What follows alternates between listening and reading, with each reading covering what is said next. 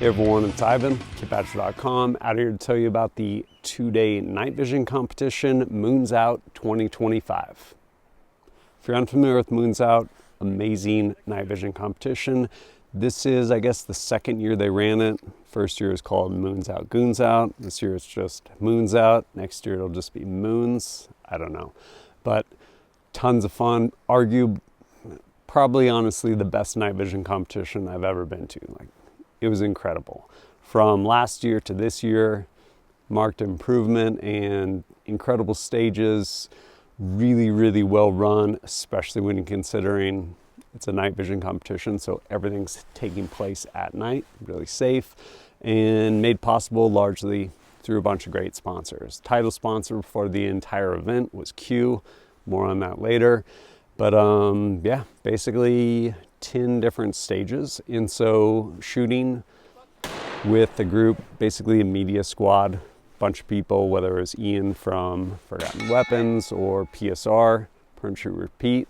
Shout out to him. He and I actually basically filmed each other's stages, really helpful. Appreciate all the good footage. But yeah, went through 5 stages one night, 5 stages the other night.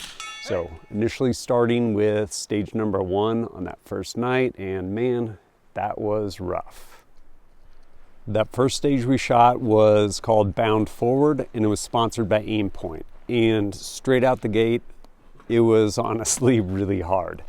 It was a great stage, but it was hard. And it wasn't so much hard in that the shooting was actually hard too because of ambient light and small targets really. But ultimately you started and there were 2 different almost like footlockers. You opened them up and there were instructions written on the inside. And so you had to read the instructions so that you could follow the instructions before shooting from that station and moving over to the second station. And keep in mind, things that I actually really appreciate about this competition is it's not just doing up drills like on a flat range with whatever aiming device, laser or anything like that you have. There's skills that ideally you should have if you're going to operate with night vision. So to that end, being able to adjust your focal plane so that you can do tasks up close, such as reading. And so yeah, you basically had to read these instructions to include shooting this like cannon essentially, trying to get the ball over between these uprights for one of the targets, and then engaging these different targets in a very specific sequence. And straight out the gate, that stage was really hard. I think I timed out. So backing up a step, I actually shot the match in 2 different divisions, which they have active as well as a passive. Passive, as it sounds, you are just shooting passive through whatever optic you have. So for that, I was shooting that was, I guess, the Boombox by Q in 8.6 blackout, and I had a EOTech on there. Amazing optic for shooting passive night vision. Love that thing.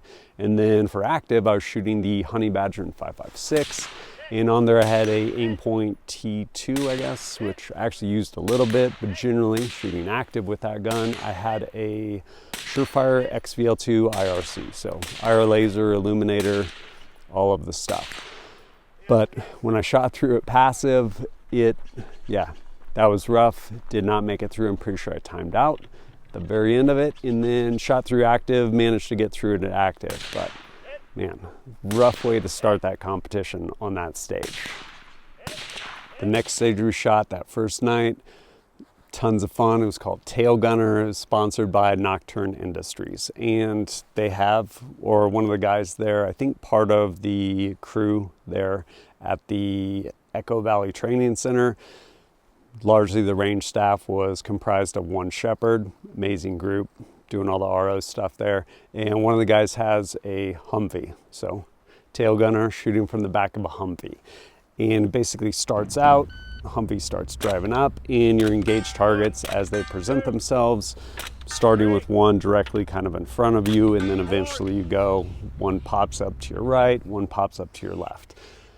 I will say, shooting 8.6 blackout, I had a limited supply of ammunition, so I'm like, man, this is somewhere where you could really get on the trigger, but at like $3 a round, I did not want to just chuck rounds, especially if I was going to be missing.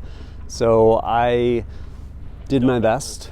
Definitely got some hits, but did not spend as much ammo as I was otherwise spent. But then when I ran it again, a little while later, after some other people in our squad went through, ran it in active division, definitely got on the trigger more, shooting that Honey Badger 5.56, and yeah, really fun little stage. Dump 'em.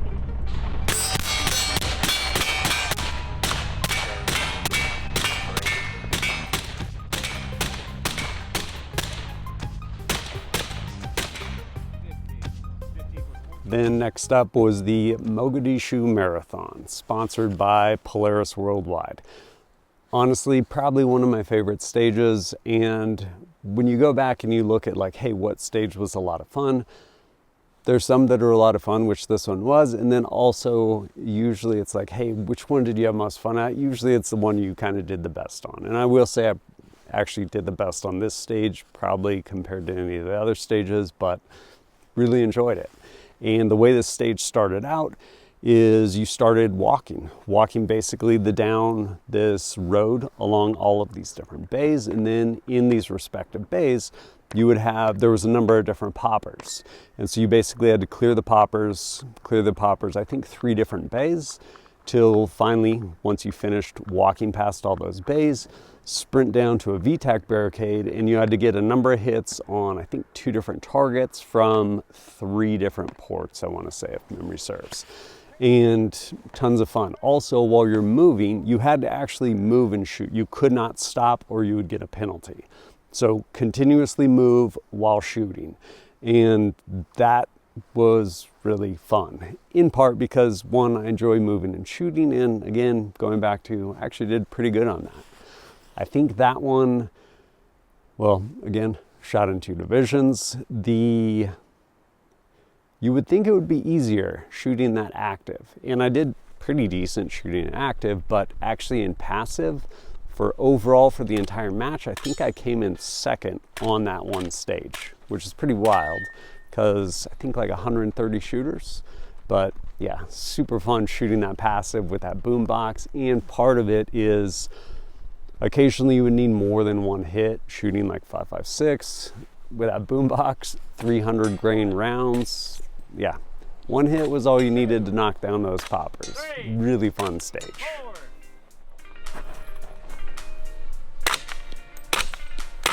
1, 2, 3, 4.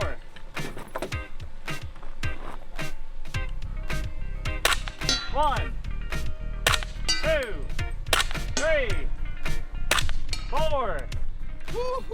Next up, the 4th stage I guess we shot that night was Home Invasion, sponsored by Refuge Medical and Magpul. Again, another really fun stage. And so they're definitely on Echo Valley Training Center. There's a number of different ranges, so actually used this range previous year, and previously it was also, I believe, sponsored by Refuge Medical, which is really cool, actually having a medical stage at night under knots. And the way this one started, you essentially went into this shoot house made of HESCO walls. There was a medical problem, and so you ran over, turned the corner, had to deal with the medical problem. Ultimately, basically someone was bleeding out from this wound high up on I guess it would have been on a leg. And so you had to basically stuff the wound. Had to retrieve gauze from their gear and start stuffing the wound. Eventually, once you got it packed, you had to hold pressure for, I want to say 30 seconds. After that, time to deal with the problem kinetically. So run over, grab the gun, stage gun. There was a magazine, I think like 20 rounds of frangible. Charge it. Keep in mind, it was basically like a vanilla M4, so you actually had iron sights on there. And again, shooting under night vision, so you got iron sights. Largely, most of the targets, though, were close enough to where essentially you're point shooting. And so ended up going through there and engaging 2 hits on each piece of steel, and yeah, make your way through that shoot house. That was really fun. Also just kind of like fast and furious, like working through there.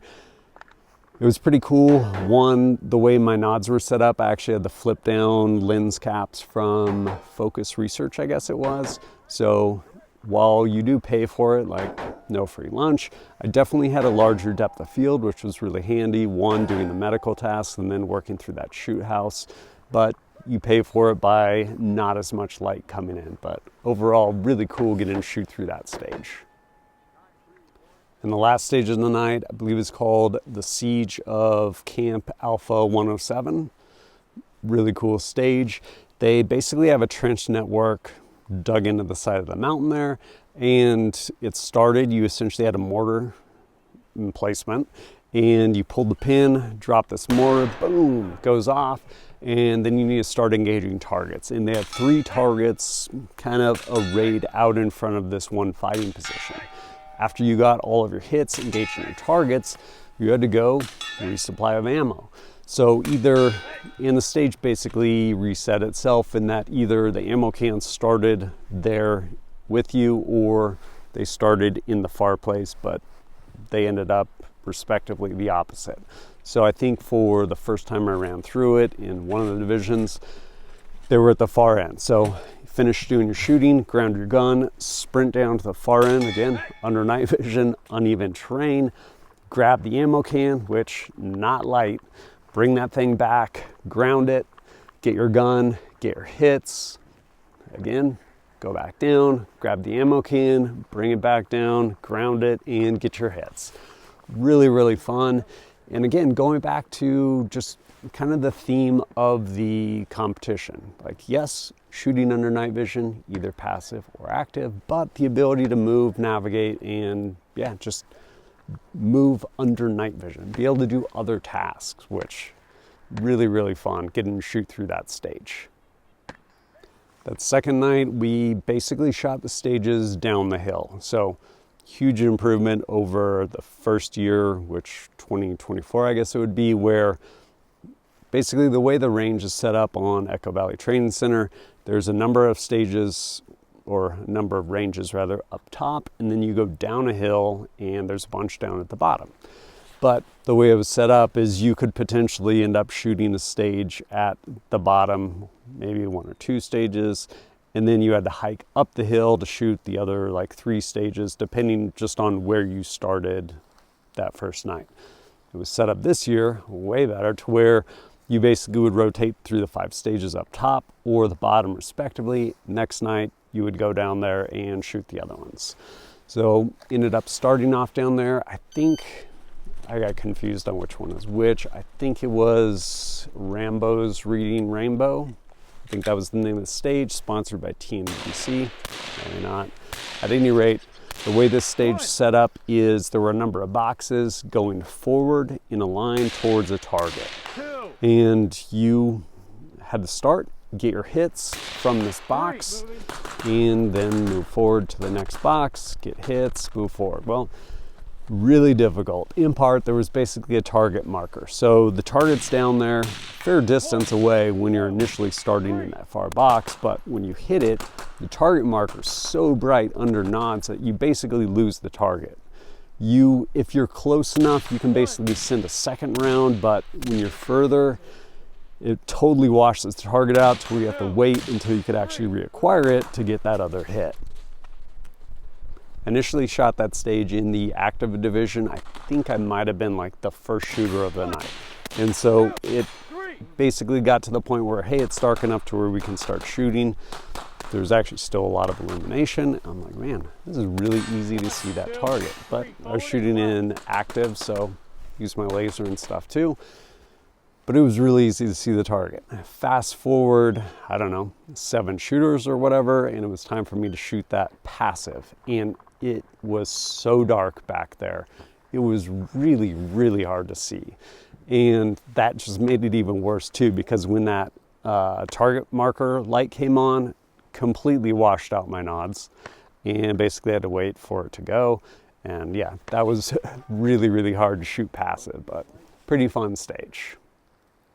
The next stage after that was the Double Wide of Death Revisited. I think that's what it was called, sponsored by B&T. And it was a lot of fun. It was basically a little shoot house there, double wide trailer, and a hostage rescue of sorts. And the way it was set up, there was backstory to it as far as, hey, drug cartel, you got to go rescue the good guys, which were CIA, which we could argue if they're really good guys or not, but basically you had to go in there and there was no shoots. So you had to shoot the bad guys, don't shoot the good guys, dummy drag at the very end, and engage the last target. That was actually pretty fun. Going in there, yeah, basically target ID, which is good, and just fast and furious, like shoot through that thing. But at the same time, make sure you do not shoot someone that does not need to be shot. And at one point, there's, I think it was a game camera turns on, really, really bright, especially depending on like your nods. And shooting passive, I basically had the illumination setting of my EOTech was set up for shooting passive. When that came on, like pretty much washed it out for a second. And so I just basically scored my target. I'm like, oh, big hole, all right, we're good to go. Like almost point shooting, but looking and watching that 8.6 blackout punch holes in the cardboard before moving on. And then of course ended up shooting it in the active Division 2, which definitely went faster. But yeah, really cool running through and shooting that course.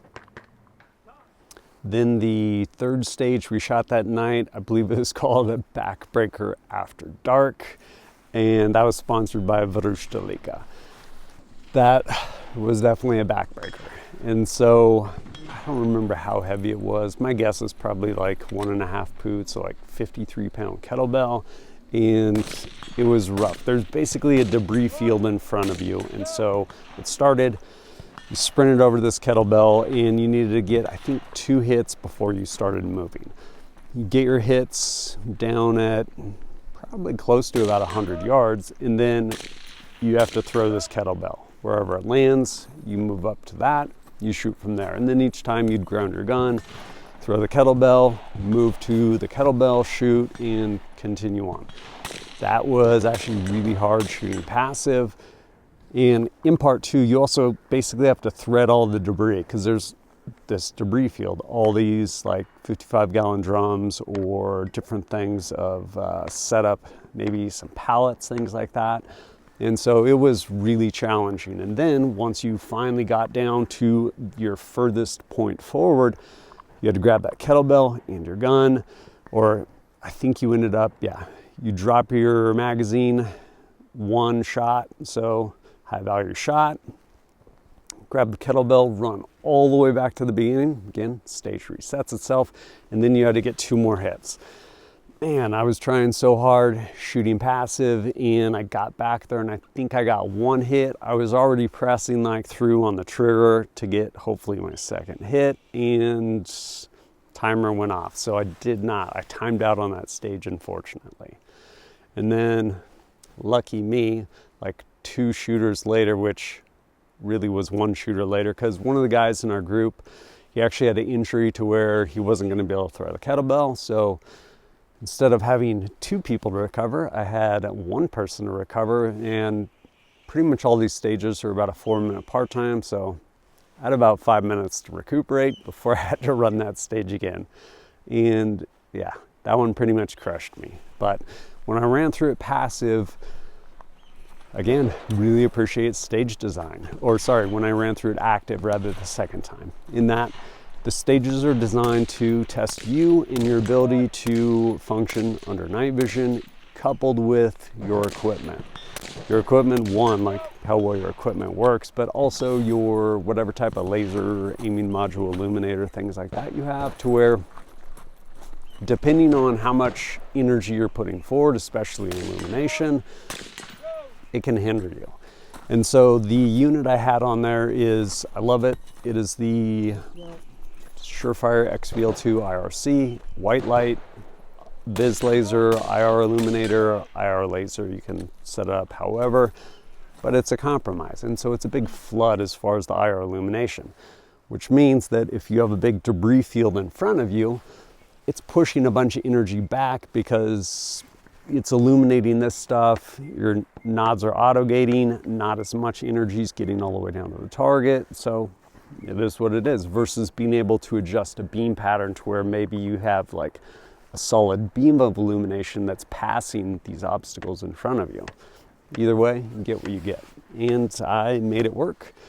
Definitely, there were, I think, probably 1 or 2 yard lines where I'm just like, I'm gonna just shoot passive because it's easier not to fight some of that illumination. But yeah, shot through that course again, back to back, getting smoked by that kettlebell, but this time I actually did finish it. So that was pretty cool.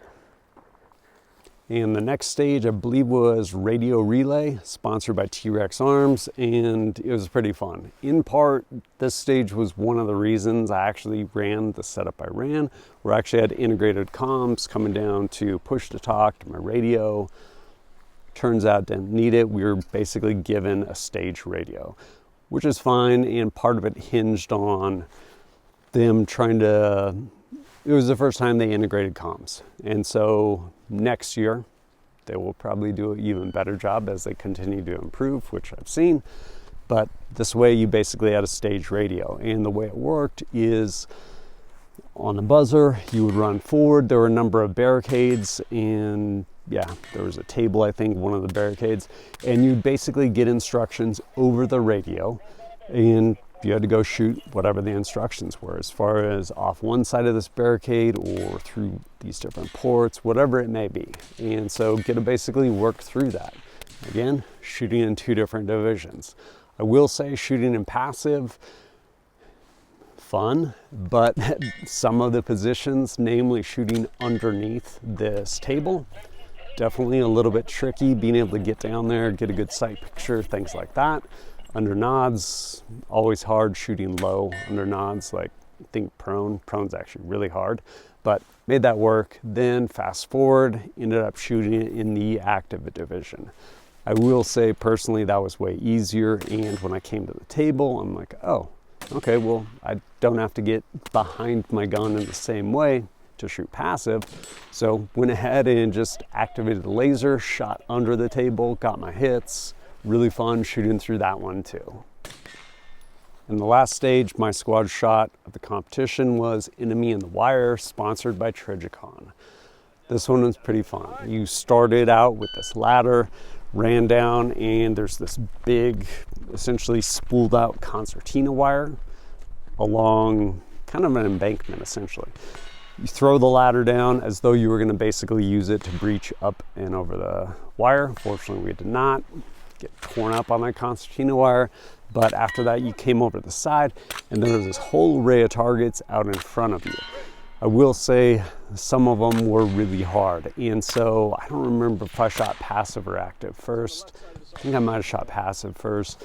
And you basically work through and you engage these different targets. Keep in mind, this was, I guess we were the last squad to shoot this stage, so 10th squad, I guess, to shoot all the way through this over the course of 2 nights.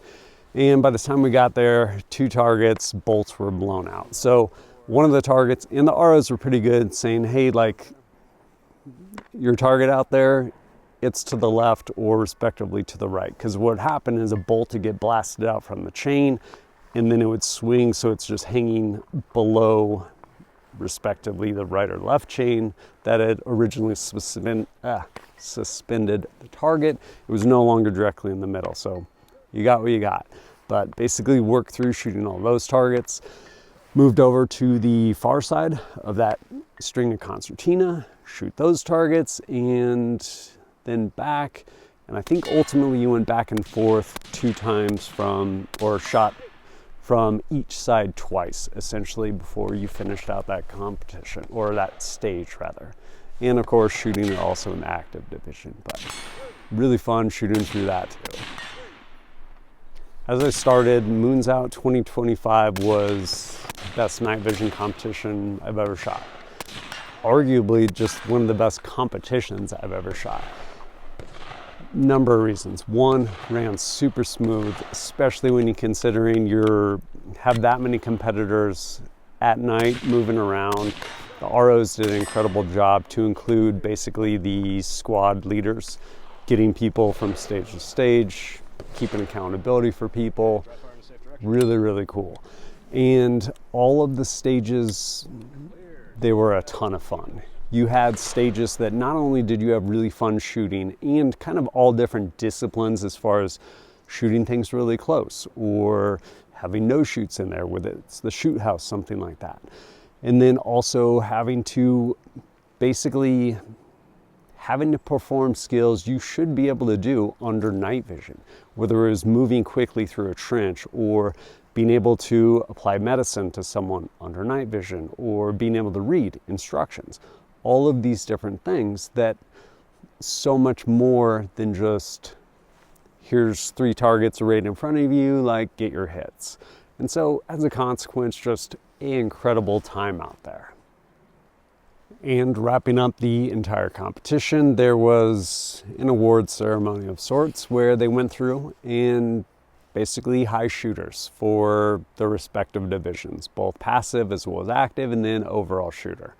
And something I do appreciate is with these competitions, one, there's an amazing prize table, like incredible prize table. Q being the title sponsor. On the prize table, it had 2 boom boxes in 8.6 blackout, one with the short chop, one with the pork chop silencers, which is amazing. And then all of the other sponsors too had incredible stuff. B&T had some of their silencers on the prize table, optics on there from Aimpoint, Trijicon, like tons and tons of stuff. Really incredible prize table. And so, as luck would have it, boom, 2 brand new PVS 14s, kind of.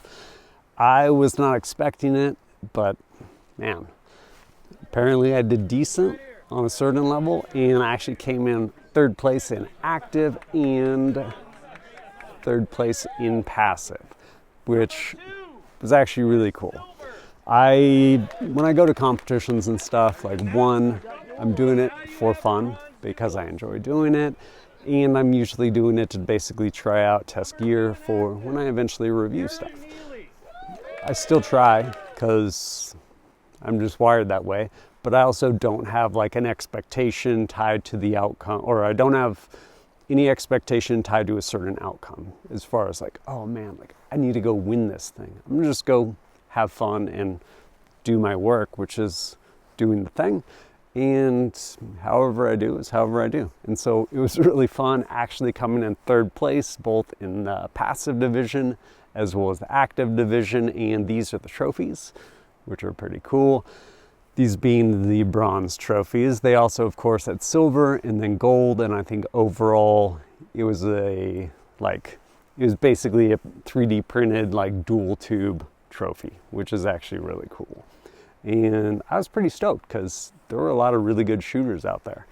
And yeah, it was pretty fun. What does this mean? It means nothing. Again, one of my favorite things about these competitions is regardless of where you place, you can still be the first person in the prize table, because while they recognize who comes in first, second, third, respectively, prize table is 100% random lottery. Basically randomize everyone in practice score and call people out. So a bunch of people got the really awesome prizes. I got some pretty sweet nods that don't work, but really cool time out there. I would encourage you, if you if you have night vision and want to compete, check it out. I'm sure there'll be a Moons Out 2026. Really, really cool, but yeah, awesome time out there. And yeah, as always, thanks for joining us at kitbadge.com. Look forward to seeing you next time.